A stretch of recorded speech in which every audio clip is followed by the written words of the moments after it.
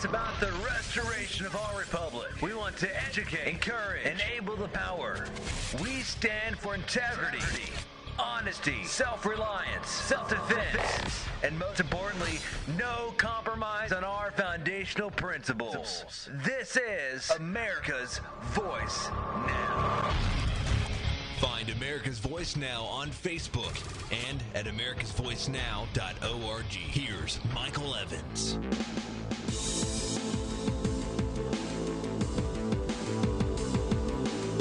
Good morning, America. You're listening to America's Voice Now. My name is Michael Evans, and I am your host this morning. You're joining us halfway through our program. We broadcast live every day from 8 a.m.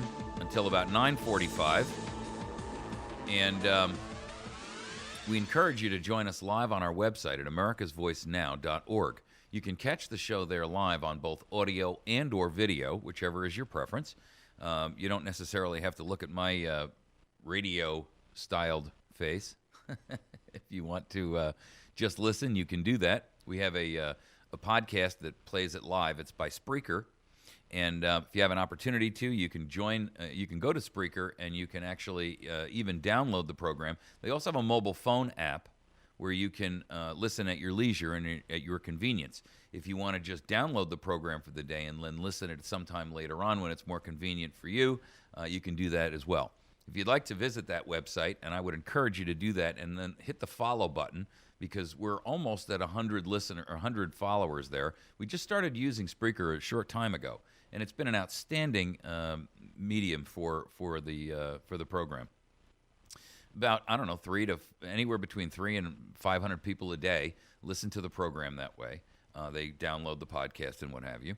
And you can go there by going to Spreaker.com/user/America's Voice Now.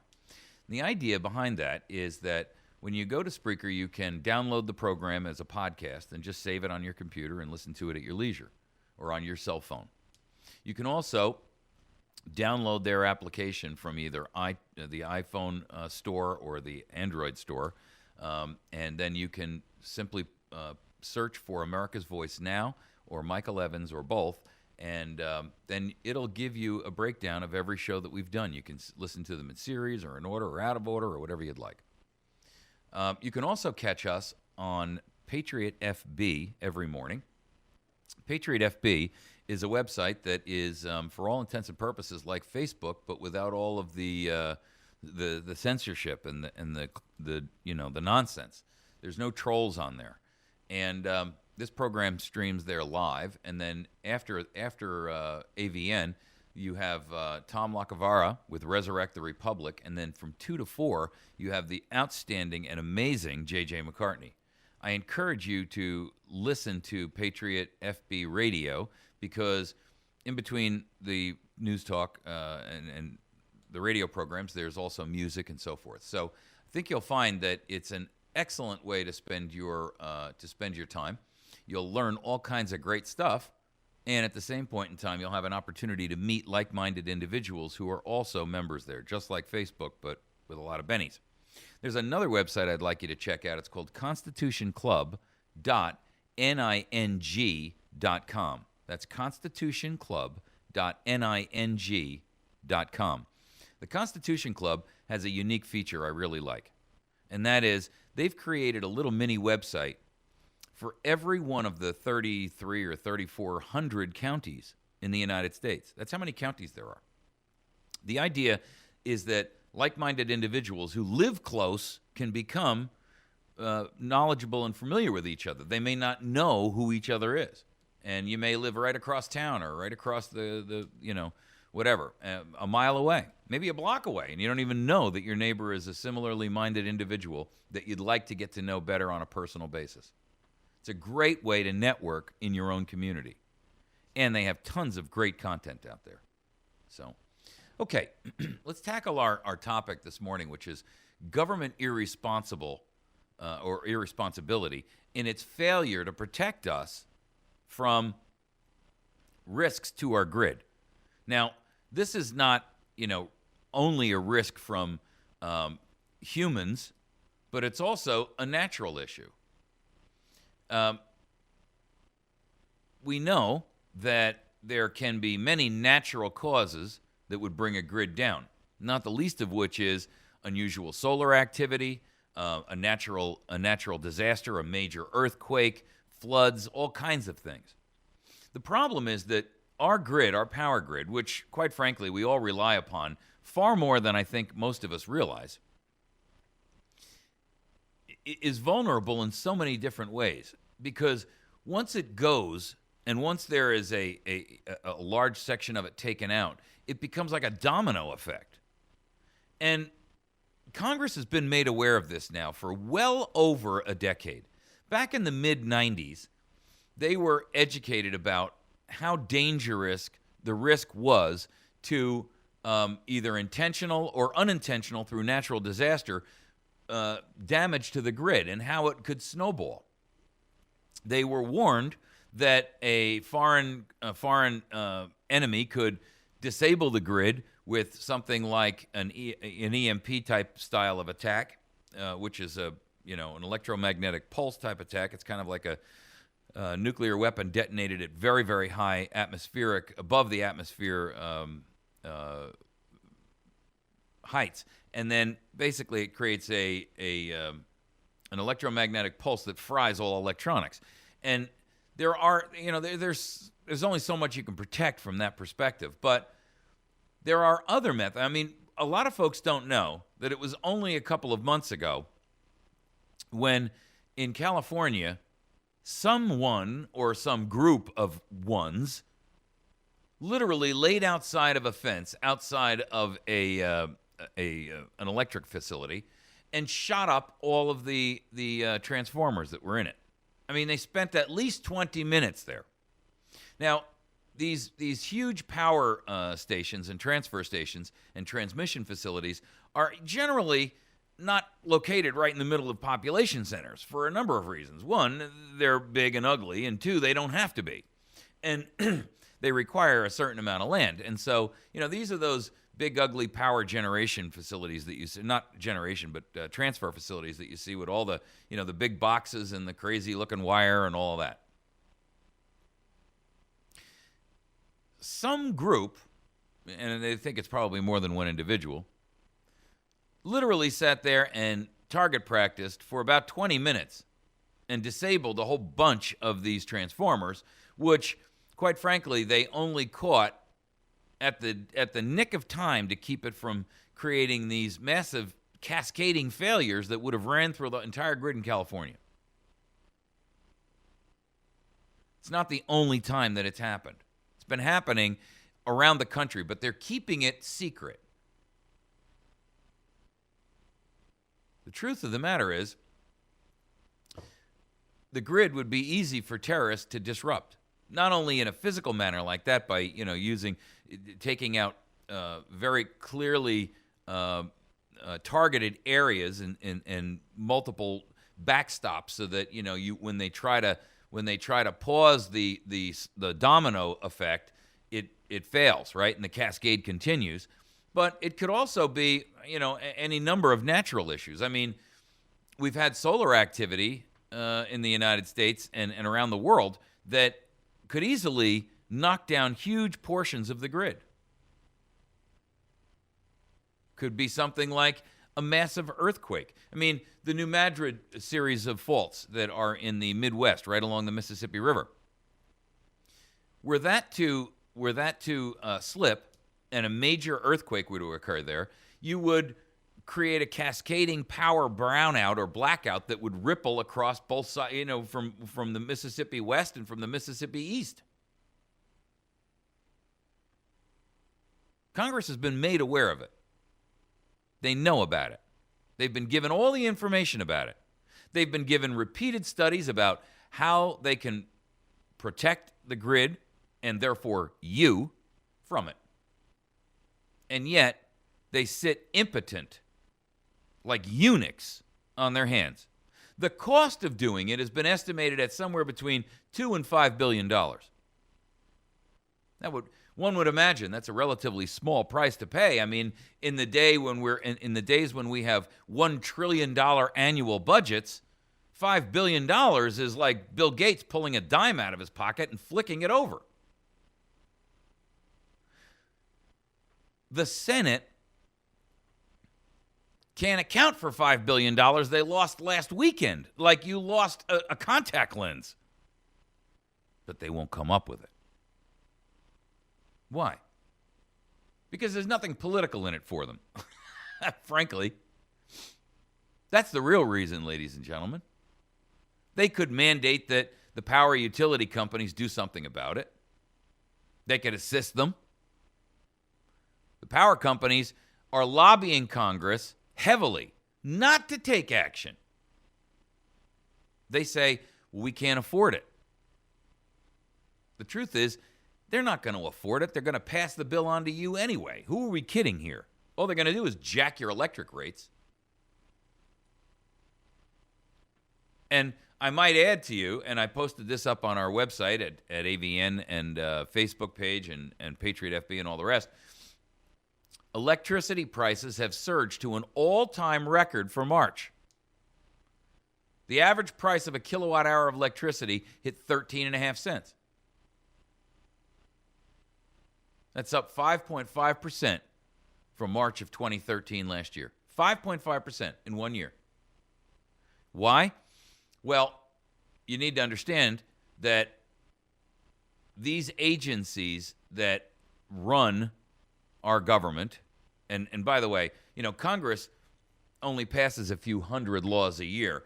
It's the administrative agencies that pass the multiple tens of thousands of regulations and rules, which are, in fact, they are de facto law, but are illegal and unconstitutional. But the problem that we've got with this electrical issue here is in large part generated by the EPA, who is demonizing the use of coal when we don't have an alternative. Listen, the argument for this, folks, is very simple. The environmentalists say we've got to stop coal. And we say, well, okay, here's the realistic argument. And I can sum it up very shortly for you.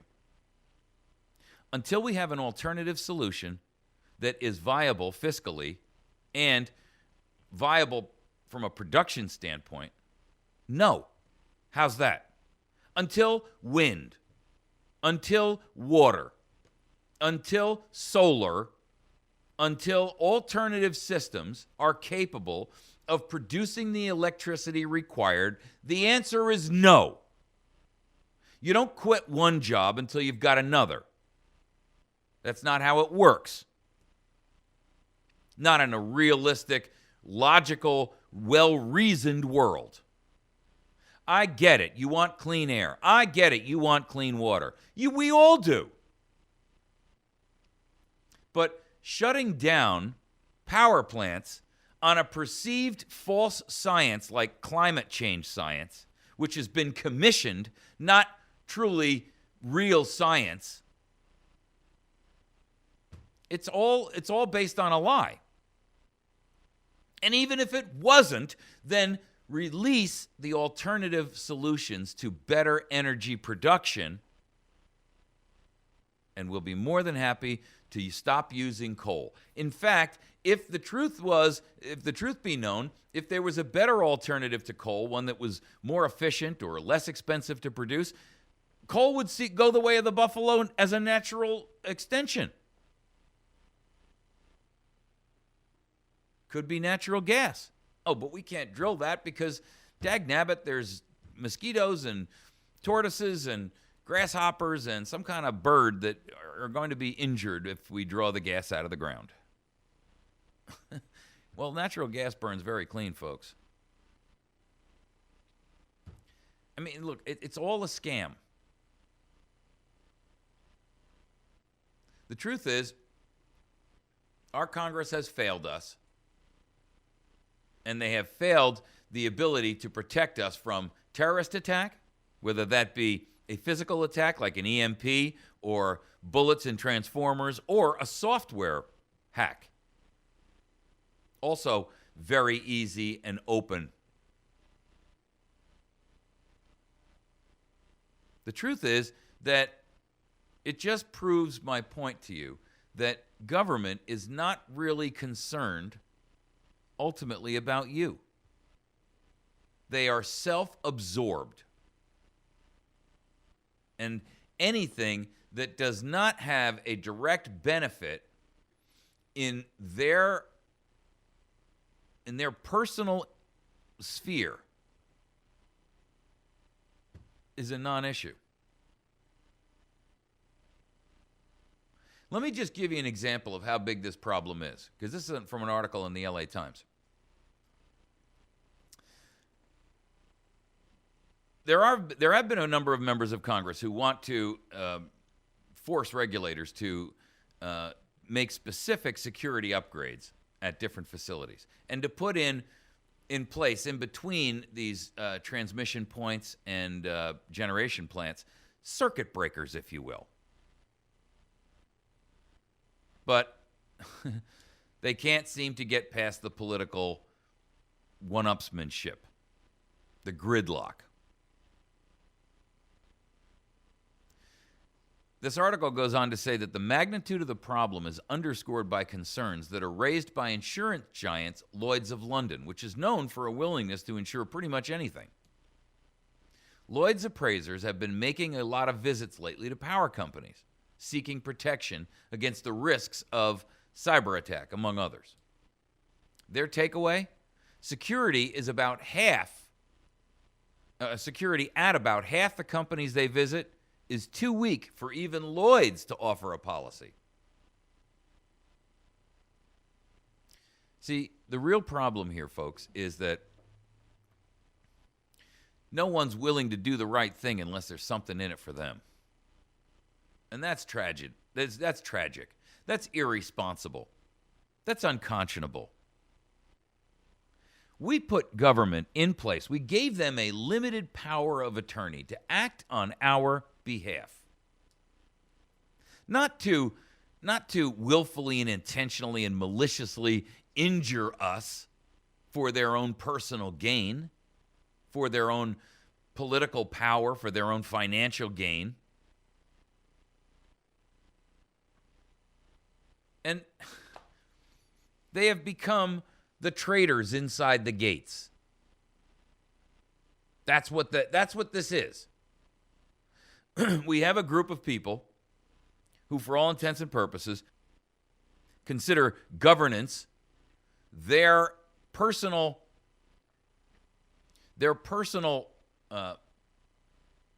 area of oligarchy. I guess that's the simplest way I can put it.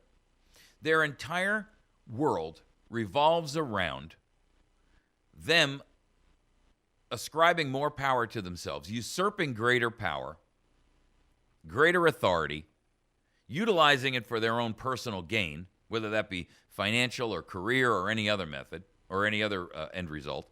And ultimately, they don't have the right motives here. The right motives here are, I don't want to hear how this is going to make your voters construe you back home. I don't care how the party is going to disagree with your positioning on this. This is a crisis, and these buffoons are sitting there, inept, incompetent, impotent, twiddling their thumbs while Rome is ready to burn. And it's inexcusable. Frankly, I got to tell you something. And I'm going to go out on a limb here, and I'm just going to throw this out there. But if there is a scenario in which our electrical grid is damaged in some way, shape, or form, either by natural or man-made injury, I've got to tell you, that should be the motivating factor for every American to charge every member of government, every one of them, with treason and remove them permanently from ever becoming powerful again. You see, they're there in order for them to do the right thing for you. when they have perverted that, they've perverted the trust, then it is the ultimate sin. It is the unforgivable sin. Because when power in this nation goes out and the people start dying in droves, in the first 30 days, ladies and gentlemen, we would lose at least 10, if not 20% of our population. Think about it. If the power went out on a national level, within 30 days, we'd lose 20% of our population.